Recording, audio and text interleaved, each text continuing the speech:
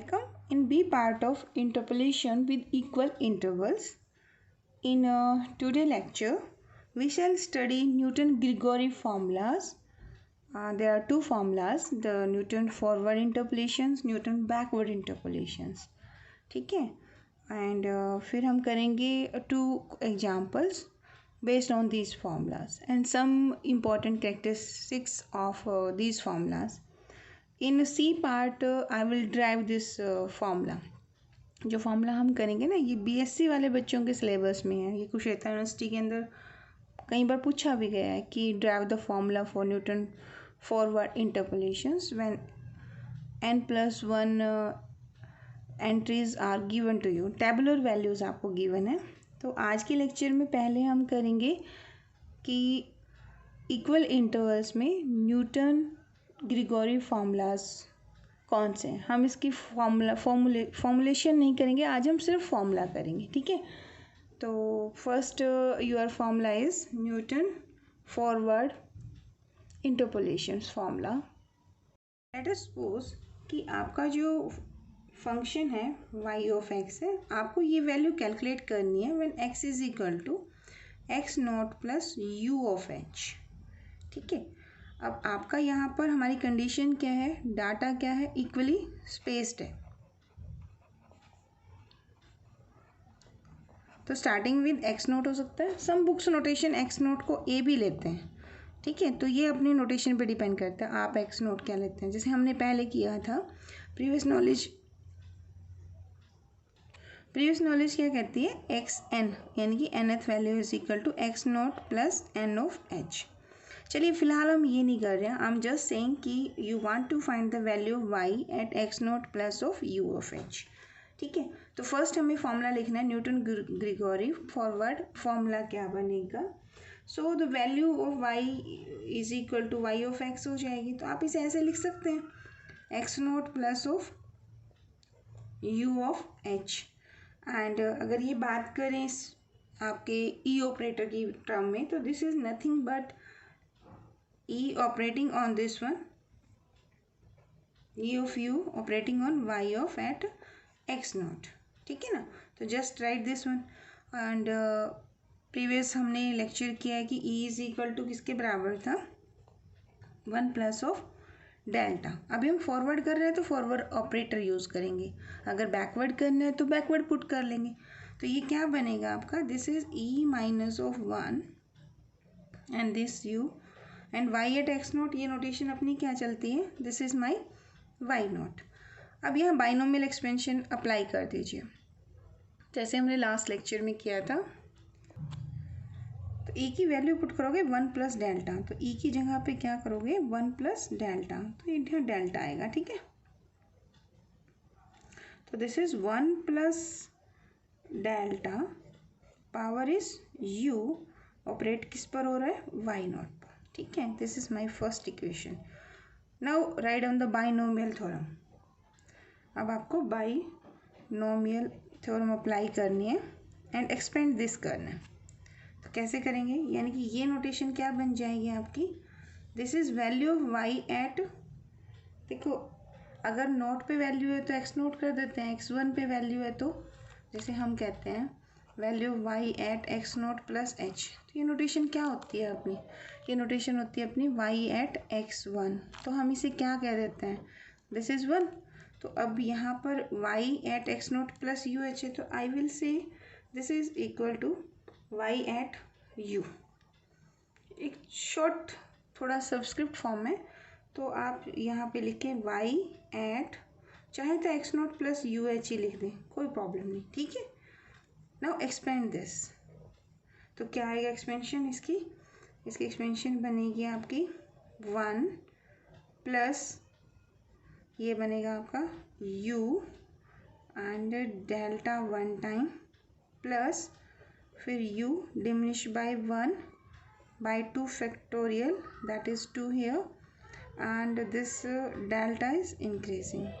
ठीक है. अब u की वैल्यू आपकी इंटीग्रल भी हो सकती है, आपकी फ्रैक्शनल भी हो सकती है. प्लस क्या होगा next term, u into u minus 1, you minus of 2. तो 3 टर्म्स होगी, 3 factorial delta cube.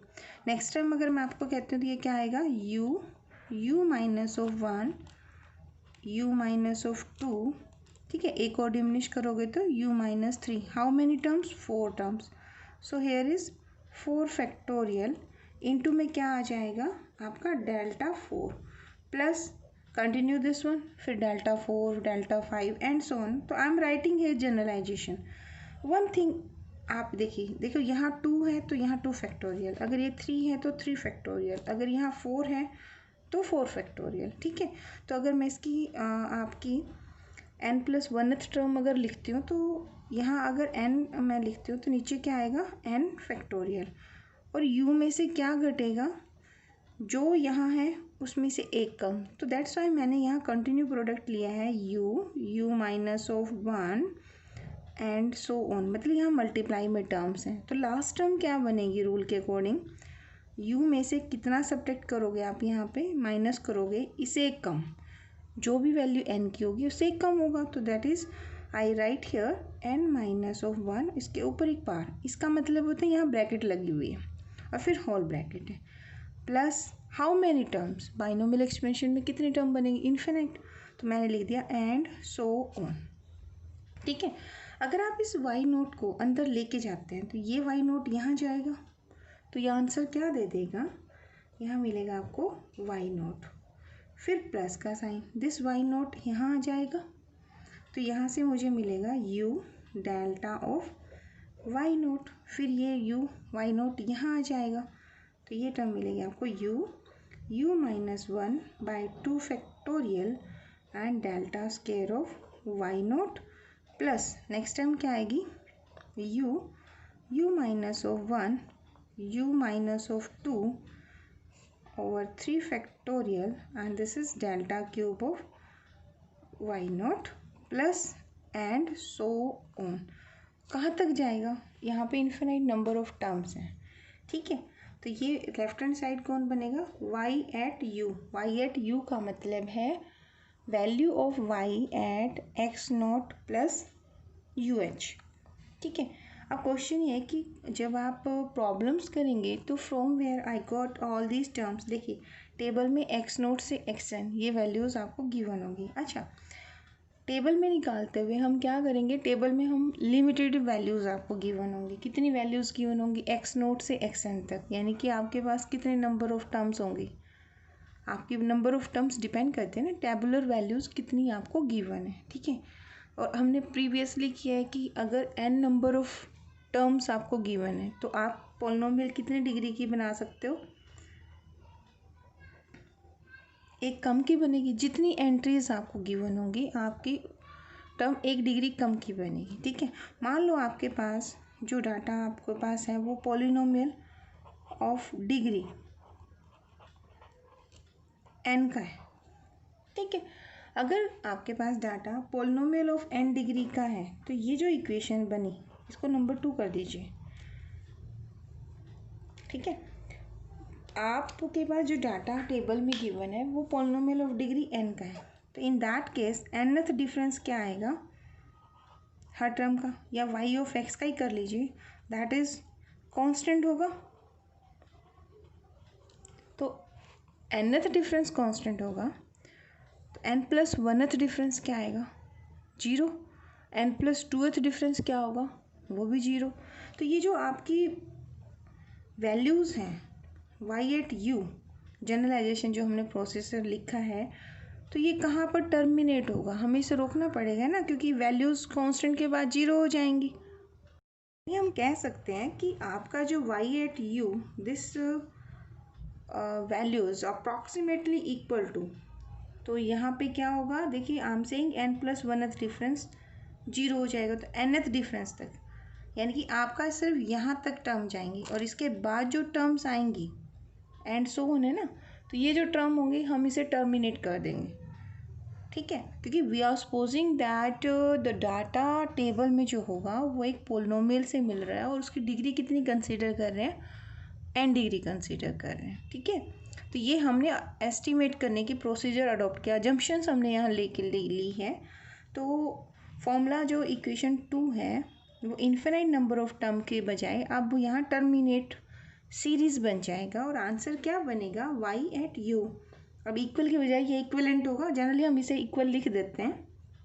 This is equal to y not plus u delta of y not plus, अच्छा one more thing, u into u minus one, इसको हम इस तरह से form में factorial form में भी लिख सकते हैं। u के यहाँ पे हम इसे वन लगा देंगे। पहले एक बार बिना उसके लिख लेते हैं, फिर फैक्टोरियल नोटेशन में करेंगे। तो u into u minus of 1/2 factorial and delta square of y naught and so on. और लास्ट टर्म क्या आएगी, u nth डिफरेंस आ जाएगा ना, u माइनस टू, कितना प्रोडक्ट जाएगा, u minus n minus of 1 nth difference of y at naught and divided by n factorial, and this is my equation 3, and this formula is used to interpolate the value of my y। ये जो u note होगा ना, ये कैसे मिलेगा, ये depend करता है कि वैल्यू कहाँ से है। तो this formula is use to interpolate value of y near the beginning of the set of tabulated values. ठीक है, अब देखिए इसी फॉर्म को आप फर्दर और कैसे लिख सकते हैं। क्वेश्चन है कि using Newton forward formula find the value of y at 1.6।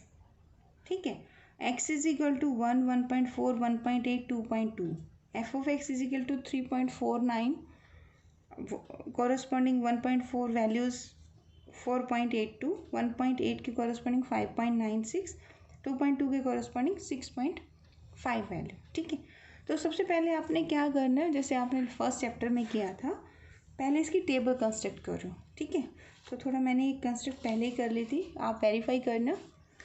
तो when x is equal to 1, f of x की वैल्यू कितनी है 3.49, when x is equal to 1.4, f of x is 4.82,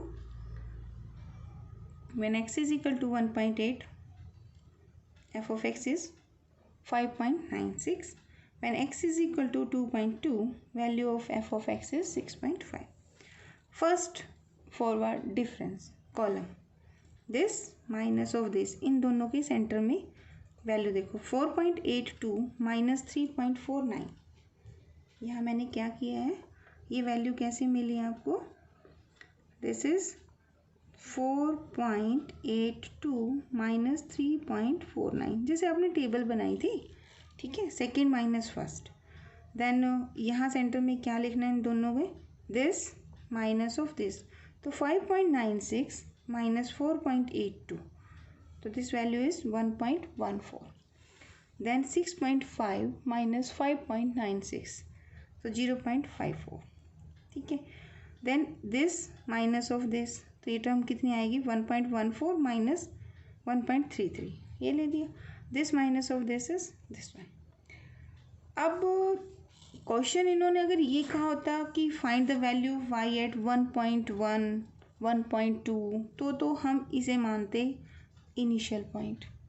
ठीक है, beginning of the table result better देता है ना, बट इन्होंने देखो 1.6 तो इसके नज़दीक ज़्यादा है ना, तो हम जब क्वेश्चन करेंगे ना, तो we are not considering this one, ये एंट्री है ही नहीं हमारे पास, गिवन नहीं है, तो हम स्टार्ट कर देंगे अपनी टेबल यहाँ से।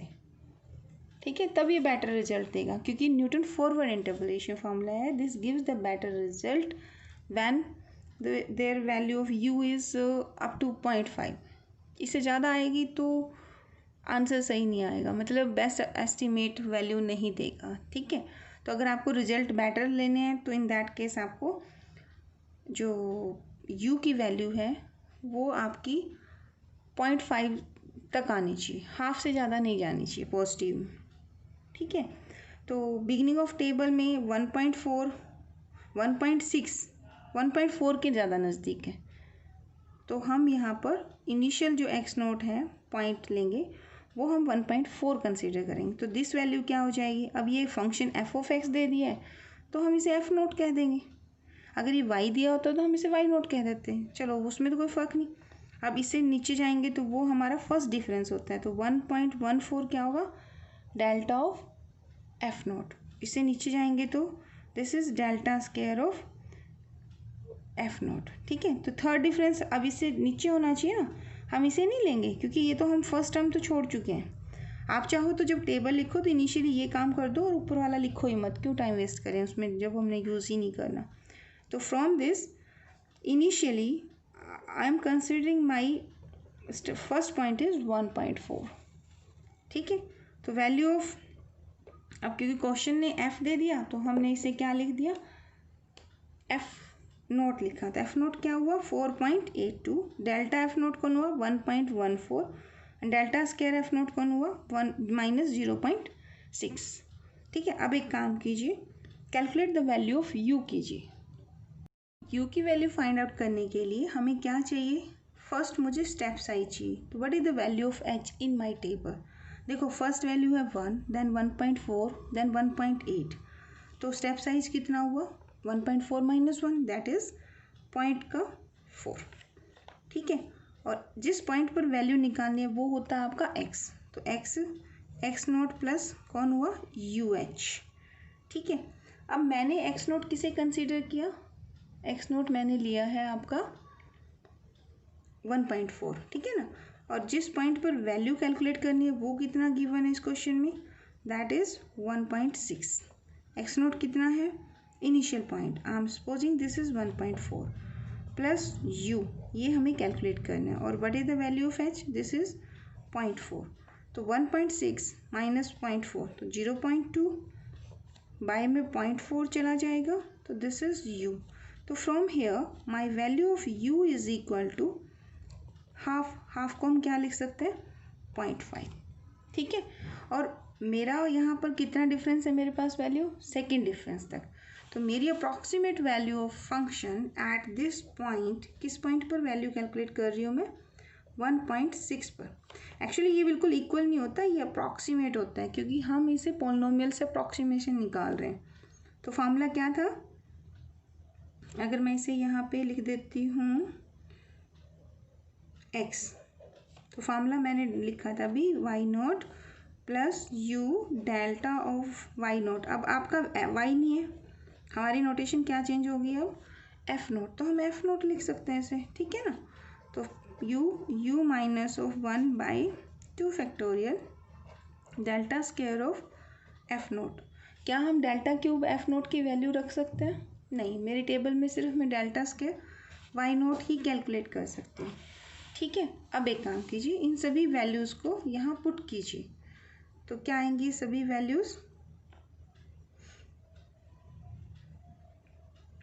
तो पुट करेंगे तो हमारा आंसर क्या बनेगा इस क्वेश्चन में, करो इनकी वैल्यूज़ पुट, करो वैल्यू पुट। देखो एफ नोट कितना है आपका 4.86, यू की value 0.5, delta U note 1.14, you की वैल्यू 0.5 माइनस 1/2 फैक्टोरियल और डेल्टा स्क्वायर इज -0.6। करो इसको सिंप्लीफाई, दिस इज़ 4.82 एंड इसको इससे मल्टीप्लाई करोगे तो आंसर देखो क्या बनता है आपका 0.570 and this one is 0.5 into में ये आपका माइनस का 0.5, ये आपका माइनस का 0.6, ये आपकी वैल्यू 2, 5 5 जा 25, तो इसे सिंप्लीफाई करोगे तो 4.82 0.570 माइनस माइनस प्लस हो जाएगा, 5 5 जा 25, तो 2 गुना में 0.66 को करोगे तो 0.3, इसको मल्टीप्लाई करोगे तो 4.82 प्लस 0.570 फॉर 25 75 तीन डेसिमल लगेंगे ना, तो मोस्टली बच्चा ने यहाँ डेसिमल्स में मिस्टेक करेगा, तो ये this is approximately equal to 5.465। ठीक है, this is my approximate values of, sorry ये दिख नहीं रहा था आपको। ठीक है, 5.465।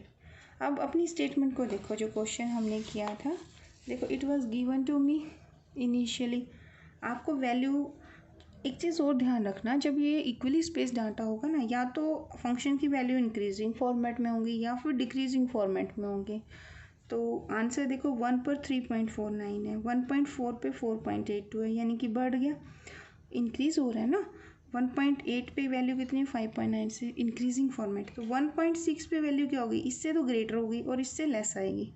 अप्रॉक्सीमेटली हम ऐसा ही आंसर निकालने वाले हैं। तो अपने आंसर क्वेश्चन में कितना आंसर आया, 5.465। इसका मतलब आंसर हमारा क्या जा रहा है, ठीक चल रहा है। ठीक है, यही क्वेश्चन हम फ्यूचर में सेंट्रल से करेंगे। तो ये तो था आज का first question. One important question है वो नेक्स्ट लेक्चर में करेंगे। ठीक है, तो थैंक यू सो मच।